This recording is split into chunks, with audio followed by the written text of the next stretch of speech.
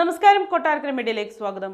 ശബരിമലയിലെ ഇത്തവണത്തെ മണ്ഡല മകരവിളക്ക് മഹോത്സവത്തിന് പരിസമാപ്തിയായി. ഇന്ന് രാവിലെയോടെ തീർത്ഥാടന കാലത്തിന് പരിസമാപ്തി കുറിച്ചുകൊണ്ട് നടയടച്ചു. പന്തളം രാജപ്രതിനിധി തൃക്കേട്ടനാൾ രാജരാജവർമ്മയുടെ ദർശനത്തോടെയാണ് രാവിലെ 6:30 നടയടച്ചത്. രാവിലെ 5 നട തുറന്ന ശേഷം കിഴക്കേ മണ്ഡപത്തിൽ ഗണപതി ഹോമം നടന്നു. തിരുവാഭരണ സംഘം തിരുവാഭരണ പേടകങ്ങളുമായി അയ്യനെ വണങ്ങി അനുവാദം വാങ്ങി പന്തളം കൊട്ടാരത്തിലേക്ക് മടക്ക ഘോഷയാത്ര തിരിച്ചു. തുടർന്ന് രാജപ്രതിനിധി സോപാനത്തെത്തി അയ്യപ്പ ദർശനം നടത്തി. ശേഷം മേൽശാന്തി അരുൺകുമാർ നമ്പൂതിരി അയ്യപ്പ വിഗ്രഹത്തിൽ വിഭൂതി അഭിഷേകം നടത്തി.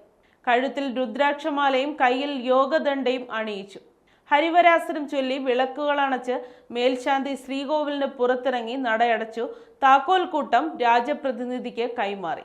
18ാം പടിയിറങ്ങി ആചാരപരമായ ചടങ്ങുകൾ നടത്തി ദേവസ്വം പ്രതിനിധികളുടെയും മേൽശാന്തിയുടെയും സാന്നിധ്യത്തിൽ രാജപ്രതിനിധി താക്കോൽ കൂട്ടം Sabarimala administrative officer Biju V നാഥിന് കൈമാറി.